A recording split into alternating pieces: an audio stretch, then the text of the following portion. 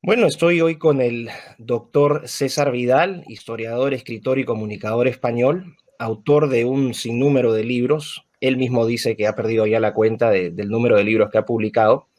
Pero hoy vamos a conversar de su último libro, que se llama Un mundo que cambia. La idea era poder mostrar cómo es el mundo en el que vivimos, que es un mundo que cambia, que es un mundo donde la diferenciación entre izquierda y derecha cada vez es más desvaída, es menos clara, está menos definida, donde además el gran enfrentamiento ya no es entre un bloque liderado por los Estados Unidos y otro bloque liderado por la Unión Soviética, sino fundamentalmente entre aquellos que son partidarios de la agenda globalista y aquellos que pretenden mantener la independencia, la soberanía nacional de su patria, sino fundamentalmente entre aquellos que son partidarios de la agenda globalista y aquellos que pretenden mantener la independencia, la soberanía nacional de su patria, y donde además los dogmas políticos pues no son los mismos que en la época de la Guerra Fría, es decir, estamos viviendo una dogmática política que a algunos les parecerá la verdad absoluta y a otros el disparate absoluto,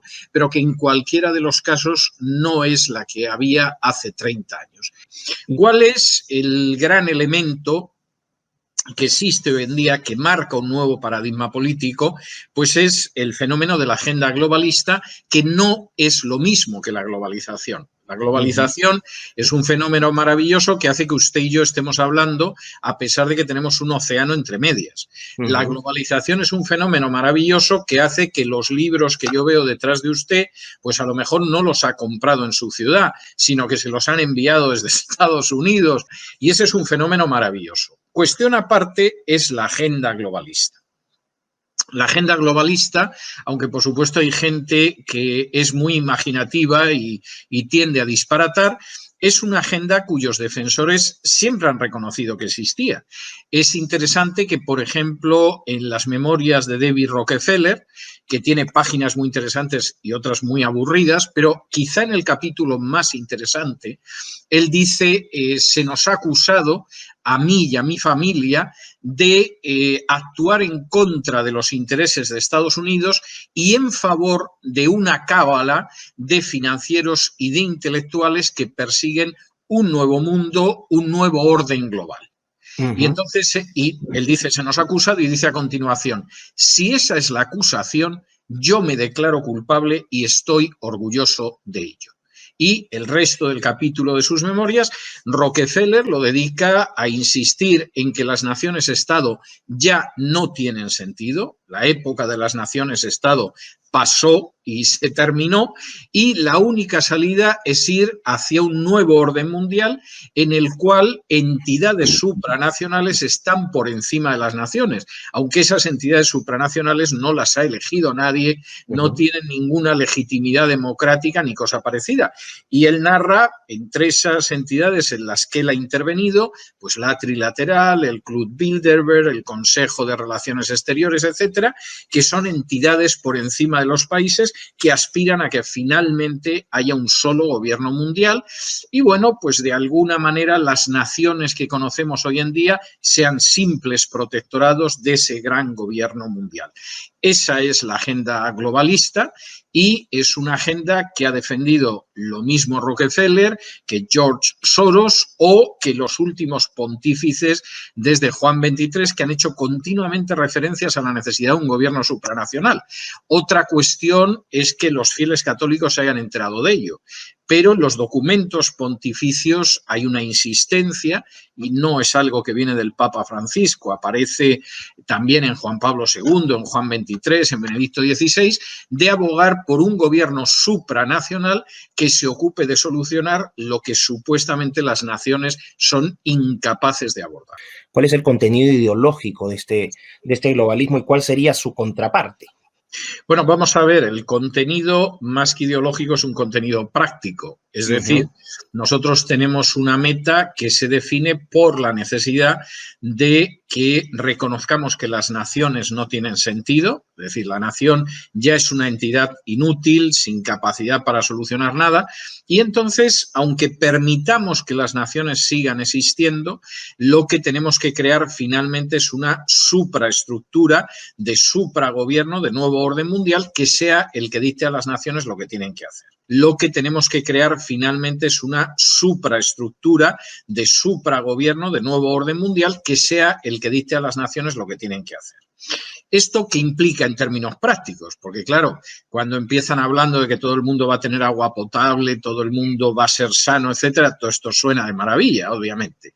Pero esto finalmente tiene una serie de dogmas que son muy claros, que llevan a ese control mundial que hace que las ambiciones de un Hitler o de un Stalin pues nos parezcan modestas por comparación. Bueno, primero vamos a ir a una reducción drástica de la población del planeta. Es decir, nosotros tenemos que reducir la población del planeta.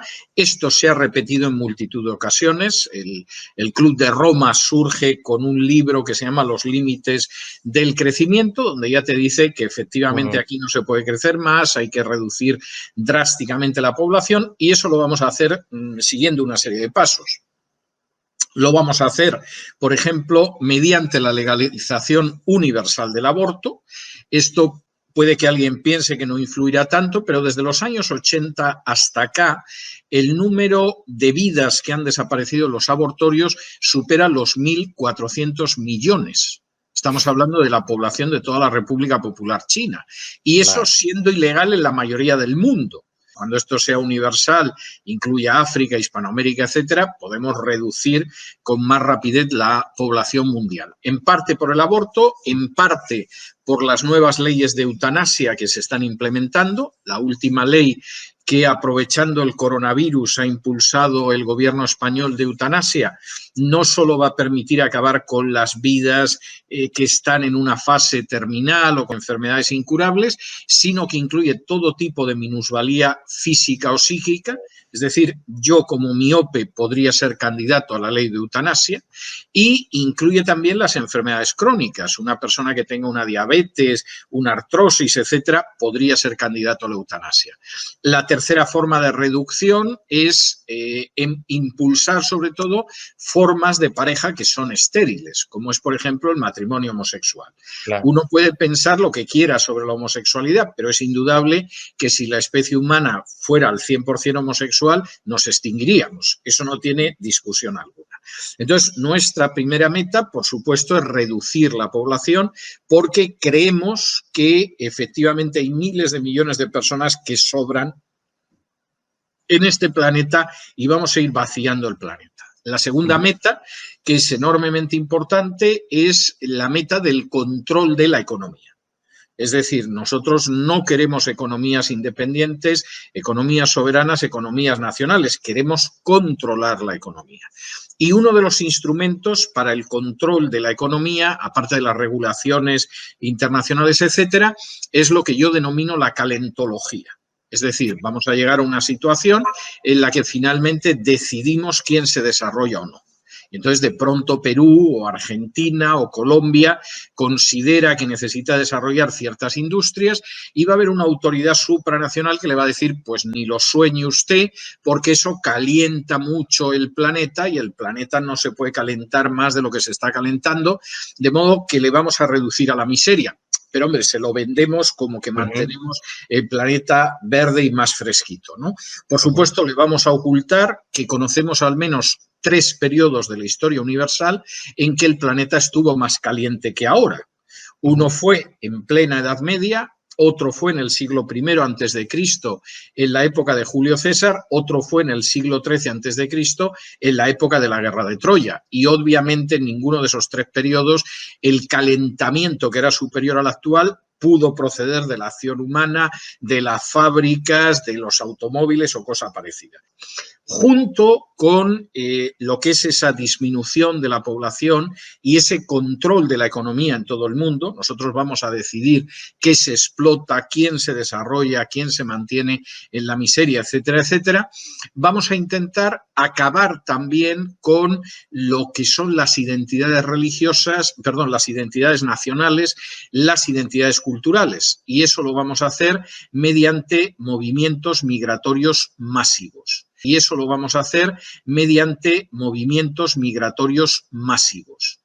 Esto es algo que ya estaba contemplado en los años 20, en el periodo entre la Primera y la Segunda Guerra Mundial, que no se pudo llevar a cabo en Europa fundamentalmente porque estalló una Segunda Guerra Mundial, pero que ya en los años 50 en Europa empieza a trabajarse con esa idea. Es decir, aquí vamos a ir suprimiendo fronteras de tal manera que la población europea deje de ser europea y sea una población euroafricana, por llamarlo de alguna manera, o euroafricano oriental, ¿no?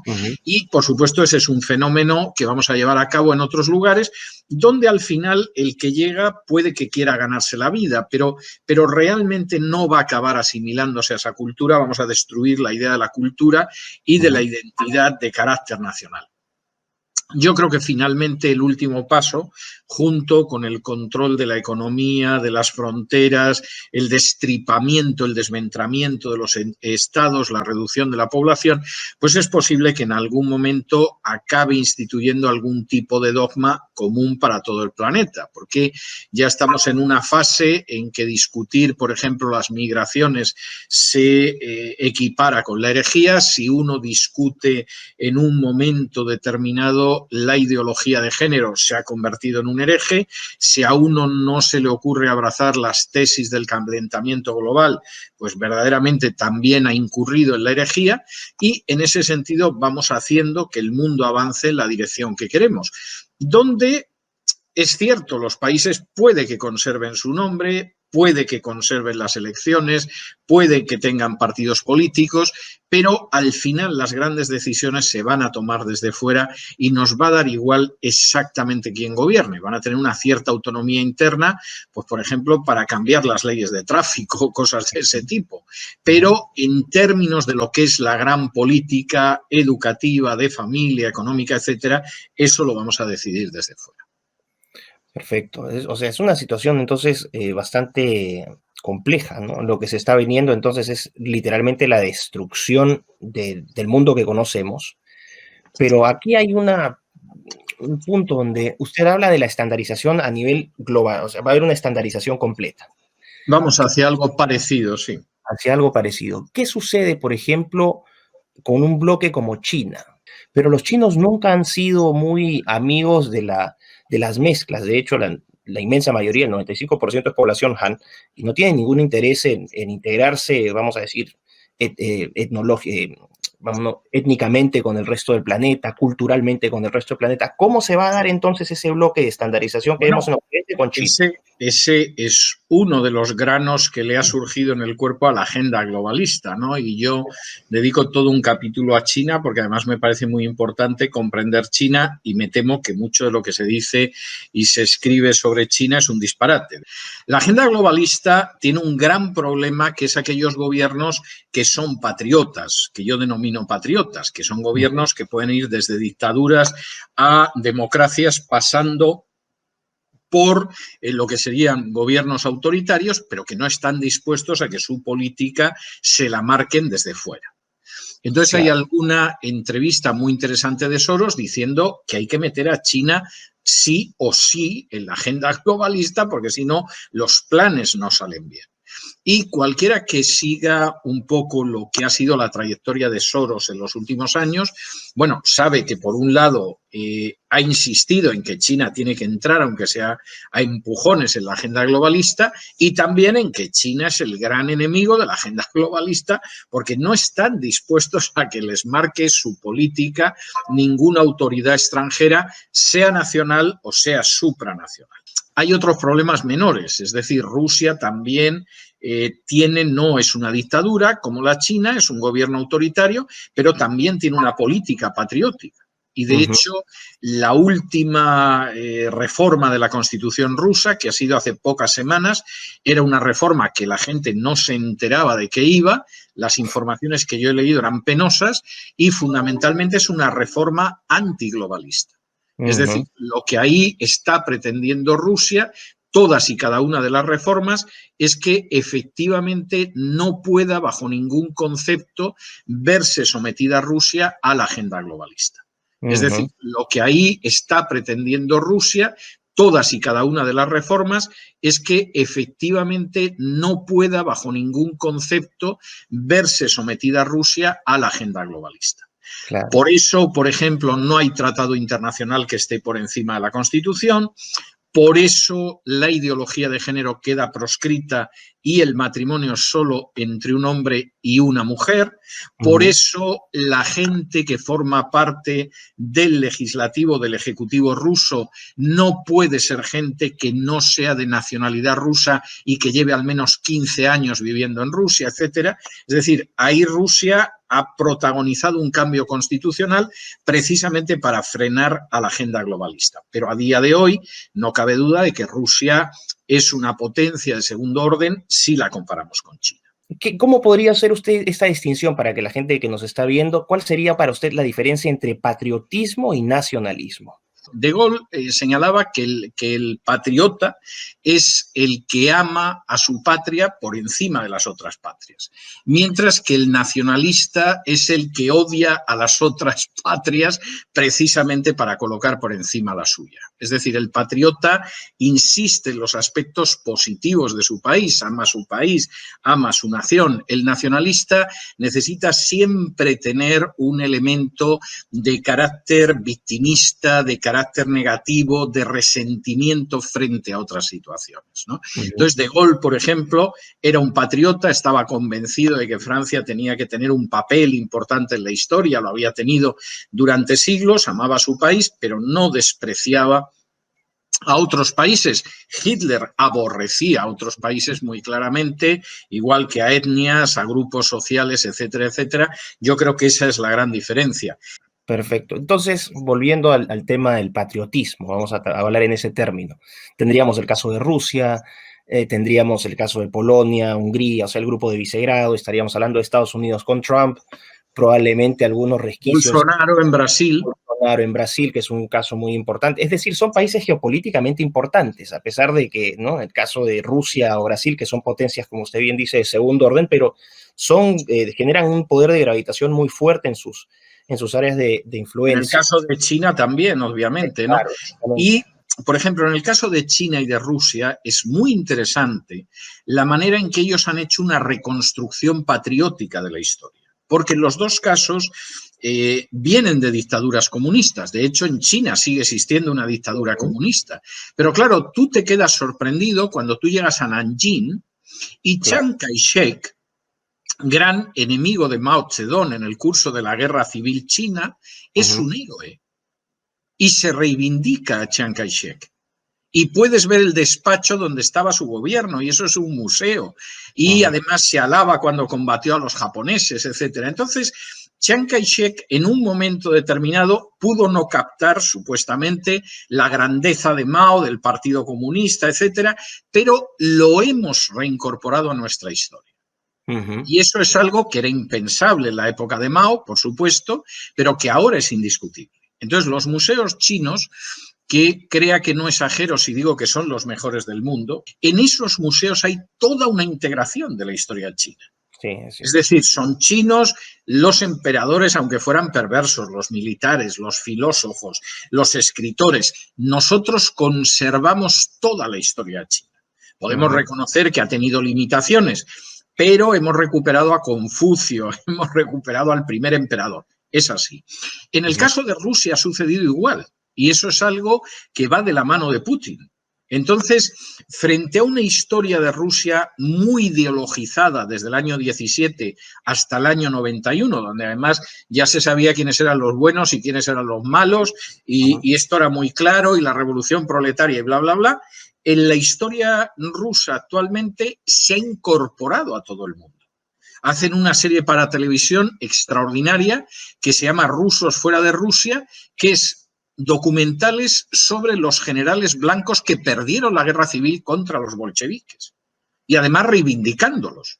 Es decir, diciendo Wrangel no solo era un gran general, Wrangel no solo era un gran patriota, es que muy buena parte de su ejército acabó en Bulgaria y construyó el sistema educativo búlgaro, incluido el universitario. Hacen una película que ha tenido un éxito tremendo, que es Admiral, el almirante, que es sobre la figura del almirante Kolchak, al que, por supuesto, vomitaron todo tipo de improperios los bolcheviques durante décadas, pero que en esa película aparece como uno de nuestros héroes que reivindicamos, porque no negamos los héroes de ninguno de los dos bandos. Y ahí hay una visión patriótica que es imposible de conciliar con un mensaje de una cultura para todos, la supuesta multiculturalidad, etcétera, etcétera, que al final se queda en nada. Y ahí hay una visión patriótica que es imposible de conciliar con un mensaje de una cultura para todos, la supuesta multiculturalidad, etcétera, etcétera, que al final se queda en nada. Y de ahí las normas pues, que se han promulgado en países como Rusia, como China, pero también, como es el caso de Hungría, en el sentido de nosotros vamos a defender nuestra soberanía, nuestra independencia, nuestra cultura y nuestra historia. No es que despreciemos a los otros, pero esto lo vamos a defender. Y por mucho que haya una Agenda 2030 de Naciones Unidas, no vamos a cambiar. ¿Qué posibilidades ve usted fuera de estos pequeños, bueno, no en el caso de Rusia y China, pero fuera de Rusia y China en el resto del mundo, esta reivindicación de la patria, de la identidad nacional, de los estados-nación, del concepto de fronteras? Bueno, yo creo que depende mucho de la conciencia nacional que tengan el resto de los países. Es decir, si efectivamente en esos países se sigue conservando una conciencia nacional, pues evidentemente va a haber una oposición frente a ello. Y yo creo que hay países en distintas naciones europeas que efectivamente están diciendo esto no puede ser, o sea, vamos a desaparecer culturalmente, ¿no? Yo creo que será más fácil en aquellos casos en que el proyecto nacional es un proyecto integrador y no es un proyecto excluyente. Es decir, por ejemplo, en apariencia, el proyecto polaco tiene más éxito a lo mejor que el ruso. En la práctica no, porque el proyecto nacional polaco siempre ha ido muy vinculado a la religión. Y eso que aparentemente crea mayor homogeneidad, luego en la práctica, sin embargo, es muy problemático, porque hay gente que deja de creer o que cree en otras cosas y que queda fuera de ese proyecto nacional. Yo creo que ese ha sido siempre el talón de Aquiles en el caso de Polonia. En otros países es curioso la manera en que están sabiendo incorporar eso. Por ejemplo, Rusia ha sido mayoritariamente ortodoxa a lo largo de la historia. Sí, pero en estos momentos están integrando a los musulmanes, a los protestantes, a los católicos, a los judíos. Es decir, hay una idea de que en última instancia, pues bueno, sí, reconocemos el papel de la Iglesia ortodoxa, pero uno puede ser judío, puede ser protestante y, sin embargo, ser tan ruso como un ortodoxo. Es decir, es un proyecto absolutamente integrador y en ese sentido seguramente es mucho más sólido el proyecto ruso que el proyecto polaco. Sucede incluso en el caso de China, es decir, China teóricamente es un estado ateo y además de ateísmo científico, pero aunque dependes mucho del capricho de la autoridad local de turno, sin embargo, ha permitido un grado de libertad religiosa que era impensable hace simplemente 20 años. Es decir, uno ve iglesias evangélicas. En estos momentos, más del 10% de la población de China es evangélica. No es ninguna tontería. Seguramente en la próxima década el país con más evangélicos del mundo ya no será Estados Unidos, sino que será China. Uno ve mezquitas. Yo he estado, por ejemplo, en barrios musulmanes en China, donde la mezquita la ha restaurado el Estado. Es decir, no lo han hecho los fieles musulmanes, que podían haberlo hecho, sino que esa mezquita la ha restaurado el Estado. Y allá aparece la placa donde te dice que, bueno, esto fue deshecho en la Revolución Cultural o en la Guerra Civil y el Estado siente el orgullo de poder restaurar esta mezquita que viene desde tal fecha, y es una mezquita que además se utiliza para el culto, no solo es un museo. Entonces, yo creo que esos proyectos patriotas, pero que a la vez son integradores, es decir, que asumen que los bolcheviques podían tener héroes, pero los ejércitos blancos también, que efectivamente la religión mayoritaria ha podido ser la rusa ortodoxa, pero los judíos tienen su papel en la historia de Rusia, etcétera. Yo creo que esos proyectos tienen mucho más futuro que otros que tienen una visión en la cual parece ser que hay un uniformismo y no hay manera, salvo que estés metido en esas 2 o 3 categorías, de ser considerado un ciudadano de pleno derecho en ese país. Perfecto. Ahora, en el caso de España e Hispanoamérica, poniéndolo en esos términos, ¿cuál es la realidad de manera contrastada con los países que usted me ha mencionado? Bueno, vamos a ver, es una realidad muy preocupante porque tanto España como Hispanoamérica van avanzando a pasos agigantados hacia convertirse en meros protectorados. Y esto es muy triste, pero es verdad.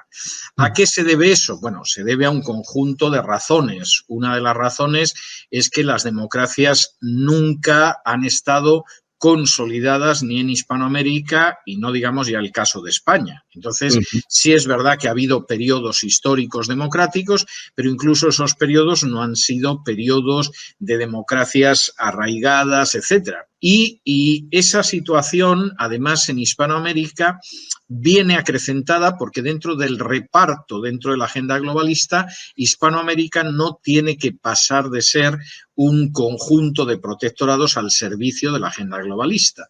Y esa tarea se facilita mucho, primero, por la pequeñísima calidad, ínfima calidad de las democracias hispanoamericanas, donde hay democracia, porque hay algunos países donde evidentemente lo que hay es un fenómeno dictatorial, y también por la enorme deuda de esos países.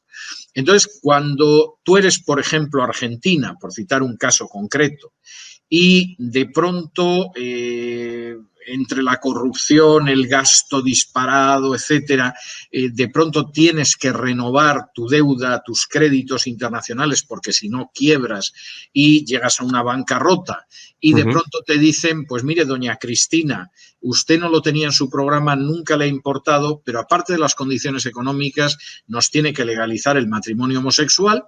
Pues doña Cristina se convierte en una entusiasta del matrimonio homosexual que le ha importado verdaderamente un pito hasta entonces, pero que en ese momento compra esa situación.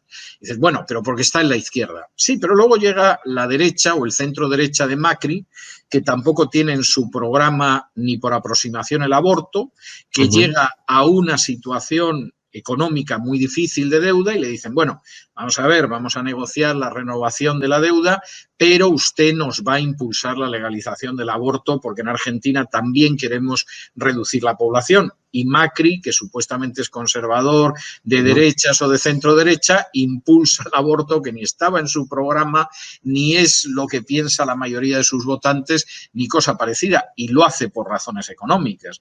Y en estos momentos, por ejemplo, por seguir con el ejemplo de Argentina, yo creo que la libertad, la capacidad de maniobra del presidente argentino es cero.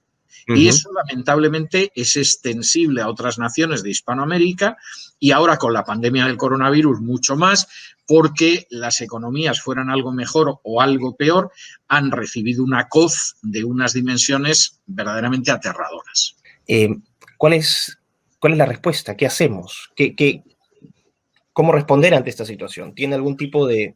Bueno, vamos a ver, la única respuesta que hay frente a este tipo de situación, que no es fácil, porque entre otras cosas los medios de comunicación están en manos de quienes están, pues evidentemente pasa por intentar impulsar una política de carácter patriótica, que además sea una política de principios y una política que se enfrente con la idea de que, mire, yo no le voy a tolerar que convierta usted mi nación en un protectorado. Es decir, que esto sea una nación que tiene elecciones, que sigue teniendo la bandera, el himno nacional, al menos de momento, pero luego las grandes decisiones no las está tomando la nación. Las grandes decisiones las toman unos señores que pueden estar en ese momento en Suiza, o que pueden estar en ese momento en Nueva York, o que pueden estar en ese momento en Singapur. Y eso pasa efectivamente por una nación que dice, no, o sea, usted no me puede tratar a empujones e imponerme estas políticas, porque estas políticas van a acabar convirtiendo mi nación en una nación de esclavos. Esto, por otro lado, mi libro Un mundo que cambia, hay un apéndice sobre el coronavirus, porque cuando el libro ya iba a imprenta empezó la pandemia y a mí no me resultaba difícil prever lo que iba a suceder. De hecho, en el libro lo comento. Todo esto sucede cuando hay un bombardeo continuo de la necesidad de ese gobierno supranacional que nos va a librar de infinidad de problemas, pero una de las cosas que ha quedado clara con el coronavirus es que las organizaciones supranacionales todavía funcionan peor que las naciones. Es decir, naciones que han gestionado pésimamente la epidemia de coronavirus, empezando por España, que va en cabeza de muertos y contagiados por millón de habitantes. En números absolutos hay otros países por delante, pero en términos relativos está España. Hay países que lo han hecho muy mal. Pero es que resulta que la ONU lo ha hecho muy mal. Es que resulta que la NATO no se puede decir ni que lo haya hecho. La Organización Mundial de la Salud ha sido un desastre. La OEA desaparecida totalmente en combate. Es decir, no ha habido una organización multinacional como para decir estamos a salvo si vamos a un gobierno supranacional. No, lo que hay que decir es que estos todavía son capaces de hacerlo mucho peor. Es decir, la Organización de Naciones Unidas lo único que ha conseguido durante la pandemia es que 50 y tantas naciones firmaran un documento comprometiéndose a que fueran cuales fueran las condiciones de la pandemia, no iban a suspender la práctica de los abortos, porque los abortos forman parte de lo que se denomina, con un eufemismo casi criminal, pues derechos de salud y reproductivos de la mujer. Y entonces esos 50 y tantos países firman que pase lo que pase con la pandemia y estén como estén el resto de dolencias que se ven afectadas por la pandemia. Sin embargo, lo que se va a cuidar como una de las prioridades sanitarias es la práctica del aborto. Esto es todo lo que ha conseguido Naciones Unidas, es para echarse a temblar. La Organización Mundial de la Salud casi mejor no hablar. Yo creo que ha sido algo verdaderamente bochornoso, adelante, atrás, a izquierda, a derecha, sin saber por dónde iba. Bueno, pues yo creo que una de las cosas que ha quedado claro es que esa idea que lo mismo aparece en encíclicas de Benedicto XVI, que en discursos de Juan Pablo II, que en las actividades de Rockefeller o de Soros, de que ese nuevo orden supranacional nos va a solucionar todo, lo que ha quedado en manifiesto es que todavía lo pueden hacer mucho peor de los gobiernos que no, en general, tampoco se han lucido haciéndolo bien. Y la segunda circunstancia que yo anunciaba en ese epílogo es que efectivamente se iba a aprovechar esa especie de eclipse, de apagón de las instituciones para impulsar nuevas normas de la agenda globalista. Es decir, aprovechando que no funciona el Parlamento, que no funciona el Congreso, que no funciona el Senado, que no funcionan los jueces, etcétera, bueno, pues vamos a ir impulsando normas para ir ganando posiciones. Y efectivamente eso lo han hecho, aunque con grandes derrotas. Hace apenas unas horas el Tribunal Supremo de México ha decidido que no legalizaba el aborto por encima del Congreso. Es decir, que en última instancia el Poder Judicial tiene un papel a la hora de decir si determinadas normas son constitucionales o no, pero no puede sustituir al legislativo a la hora de legislar. Claro. Lo cual parece elemental, pero hemos llegado a una situación en que ya no es tan elemental ni es tan claro. En aquellas naciones donde haya una resistencia frente a esto, y además creo que puede ser gente de la extracción más diversa, es decir, creyentes, no creyentes, a la izquierda, a la derecha, incluso apolíticos, pero que simplemente aman a su nación, aman su cultura, aman a su familia. Claro, ahí el poder de resistencia puede ser enorme y puede frenar esto. En aquellas naciones donde haya una resistencia frente a esto, y además creo que puede ser gente de la extracción más diversa, es decir, creyentes, no creyentes, a la izquierda, a la derecha, incluso apolíticos, pero que simplemente aman a su nación, aman su cultura, aman a su familia. Claro, ahí el poder de resistencia puede ser enorme y puede frenar esto. En aquellos países donde no se produzca una reacción ciudadana, pues va a ser mucho más fácil avanzar esa agenda globalista. Muchísimas gracias, doctor Vidal.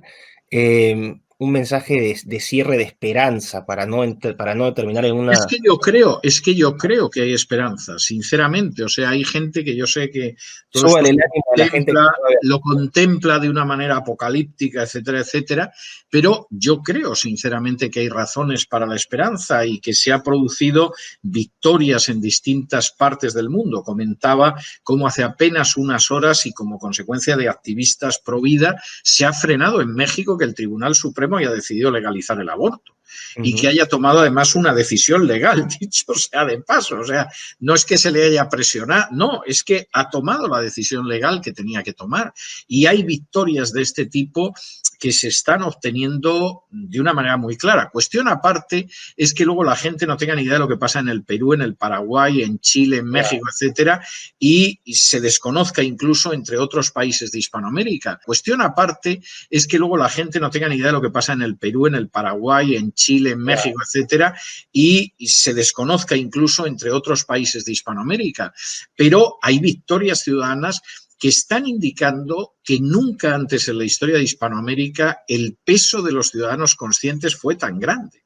Pero el peso de ciudadanos conscientes que desde la calle, de una manera que no es violenta, está impidiendo este avance contra la independencia nacional, esto no tiene precedentes en la historia de Hispanoamérica. Pero el peso de ciudadanos conscientes que desde la calle, de una manera que no es violenta, está impidiendo este avance contra la independencia nacional, esto no tiene precedentes en la historia de Hispanoamérica. Incluso me atrevería a decir que ni siquiera tiene precedentes en la historia mundial, porque la lucha por los derechos civiles en Estados Unidos en los 60 fue en Estados Unidos. Aquí estamos hablando de todo un subcontinente y creo que hay razones para la esperanza.